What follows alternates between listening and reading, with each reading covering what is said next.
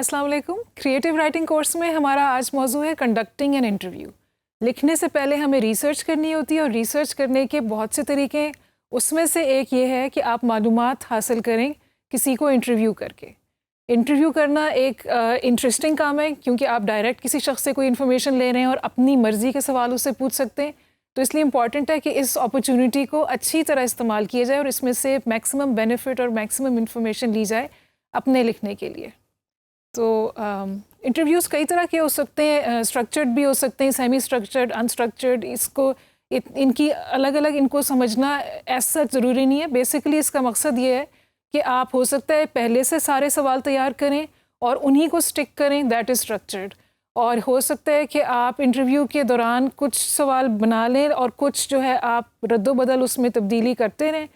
और एक इंटरव्यू ये हो सकता है कि आप कोई भी सवाल ना बनाएं और सिर्फ आप जाएं और जिसको इंटरव्यू ले रहे हैं उससे उसकी कहानी सुने या उससे उसकी बातें सुने। ये किसी अगर आप बड़े मुफक्किर या किसी ऐसा आपका सामने वाले शख्स हैं तो उस सूरत में हो सकता है कि जिनसे आपको लगता है कि आपको अपनी मर्ज़ी का मवाद मिल जाएगा और दौरान गुफ्तगू आप कोई ना कोई सवाल पूछ सकते हैं।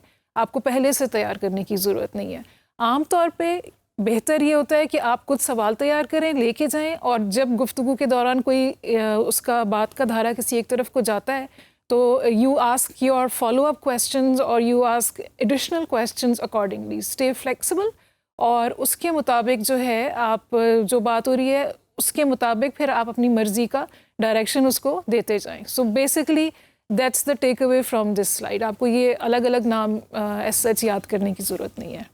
अच्छा, इंटरव्यू पार्टनर कौन होना चाहिए, किन के साथ आप जो है इंटरव्यू करें? एक तो ये कि ज़ाहिर है वो रेलेवेंट लोग होने चाहिए। इम्पॉर्टेंट ये नहीं है कि कोई बड़े ओहदे वाला आदमी हो, लेकिन इम्पॉर्टेंट ये है कि उसके पास वो एग्जैक्ट इन्फॉर्मेशन हो।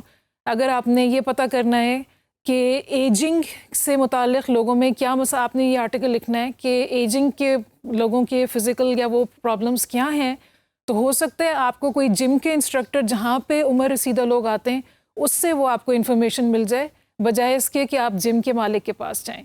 तो रेलेवेंट लोग होने चाहिए जिनसे आपको इन्फॉर्मेशन मिले। और दूसरी चीज़ ये है कि वेरीड पर्सपेक्टिव हो। अगर आप किसी हिस्टोरिकल व्यू पॉइंट के टॉपिक है आपका, या आप हुकूमत के बारे में या किसी हुकूमत की पॉलिसी के बारे में आप व्यूज़ लेना चाह रहे हैं, हो सकता है आपका अपना रुझान किसी एक तरफ हो, लेकिन क्योंकि आपने उसके बारे में लिखना है तो इम्पॉर्टेंट है कि आप उसके सारे पर्सपेक्टिव, सारे नुक्ता नज़र जो है पहले अपनी मालूमात जो लेने हैं उसमें शामिल करें। इसी तरह आपकी राइटिंग में भी रिचनेस आएगी और आपका पर्सपेक्टिव जो है वो बिलीवेबल और आपकी क्रेडिबिलिटी ज़्यादा होगी। तो इसलिए ये नहीं है कि सिर्फ आप अपनी फेवरेट या जिसको आप सही समझते हैं सिर्फ उन्हीं लोगों को आप अपनी रिसर्च में या इंटरव्यू में शामिल करें। And that goes for interviews and for looking up resources as well. ये सारे नुक्ता नज़र उसमें आप शामिल करें। क्वेश्चंस आपने प्रिपेयर करने हैं। अनप्रिपेयर्ड जाना बेहतर बात नहीं होती। तो क्वेश्चंस जो हैं आप जब प्रिपेयर करेंगे तो वो उस टॉपिक के मुताबिक होने चाहिए। आपको अपने टॉपिक को पहले ख़ुद जानना चाहिए। फॉर एग्ज़ाम्पल एजिंग लोगों के बारे में आर्टिकल लिखना है तो उनके मसाइल हो क्या सकते हैं ये आपको मालूम होगा, तो ही आप उसके मुतालिक सवाल फिर इंटेलिजेंटली कर सकते हैं। अच्छा, क्वेश्चंस एक तो ये कि ज़रूरी नहीं है कि जो अगले ने बताया वही आप जो है उसको सुन के आ जाएं, या आप उसको जो आपने क्वेश्चंस तैयार किए हैं उसी पे आप स्टिक करें। हो सकता है कि सामने वाले को आपका सवाल जो आपने जैसे फ्रेज़ किया हुआ है वो समझ नहीं आए, तो आप उसके साथ अपने फॉलो अप क्वेश्चंस या कोई मिसाल भी अपने पास पहले से सोच के रखें कि अगर उनको क्वेश्चन एक्सप्लेन करना पड़ा तो कैसे करेंगे गुफ्तगू की सूरत में। क्योंकि ये it's not like a question paper that you are making कि जिसमें सवाल जो है वो क्वेश्चन मार्क पे ख़त्म हो जाएगा। मतलब गुफ्तगू की सूरत में आप उनसे कोई एडिशनल इन्फॉर्मेशन, कोई मिसाल वगैरह दे के भी अपनी बात वाज़े कर सकते हैं। आर्ट्स ऑफ क्वेश्चन से ये मुराद है कि आप स्पेशली अगर आप किसी शख्स को पहले से नहीं जानते जिनसे इंटरव्यू लेने लगे हैं, तो आप बिल्कुल शुरू में ही बहुत कोई टेक्निकल या ऐसा कोई सवाल जो थ्रेटनिंग हो या कोई कंट्रोवर्शियल बात हो उससे स्टार्ट ना करें।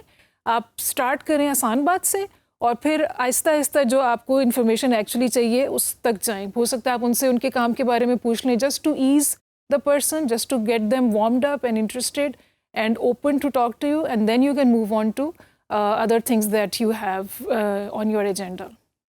इंटरव्यू के लिए जाने के लिए आप अपने वक्त पे जाएं। अगर किसी से वक्त लिया है वक्त पे जाएं, तैयारी से जाएं। लोकेशन कंफर्टेबल ढूंढें। कोशिश करें कि अगर आप किसी से, जैसे बड़े शहरों में रिवाज है कि कैफ़े वगैरह में मिल के बात की जाती है, तो और वहाँ पे शोर हो रहा होता है या म्यूज़िक लगा होता है रेस्टोरेंट्स में, तो वो आपकी जो एक्टिविटी है, जो आपका मकसद है, उसकी राह में हायल होगा। तो ऐसी चीज़ों को पहले से सोचें और उनको अवॉइड करें और अपने मकसद के लिए मुनासिब जगह का इंतखाब करें। स्टार्टिंग ईजी हमने पहले भी बात की। हो सकता है अगर आप किसी महकमे के रिप्रेजेंटेटिव से बात कर रहे हैं या किसी हुकूमत के किसी नुमाइंदे से बात कर रहे हैं, तो हो सकता है आपको एकदम से अपनी मर्ज़ी की इन्फॉर्मेशन ना मिले, या हो सकता है कि वो उसको बात को टाल दें। तो कोशिश, इसमें कोई हर्ज नहीं है कि आप उसको रिविज़िट करें क्वेश्चन को, या उस पे वापस आएँ और दोबारा से पूछ लें। तो ये, क्योंकि आपका मकसद वहाँ पे सिर्फ ये नहीं है कि आप वहाँ उनसे मिलने या दोस्ती बनाने या नेटवर्किंग करने गए, ये भी उसका एक फ़ायदा हो सकता है, लेकिन essentially you want to get the information that you need for your assignment. तो उसको don't lose sight of that should always remain in your viewpoint. किस तरह करना है वो आप देख लें, एकदम से ना करें, लेकिन ये कि जैसे उसका प्रोसेस चलता है उस वक्त फिर आप उसको कर सकते हैं।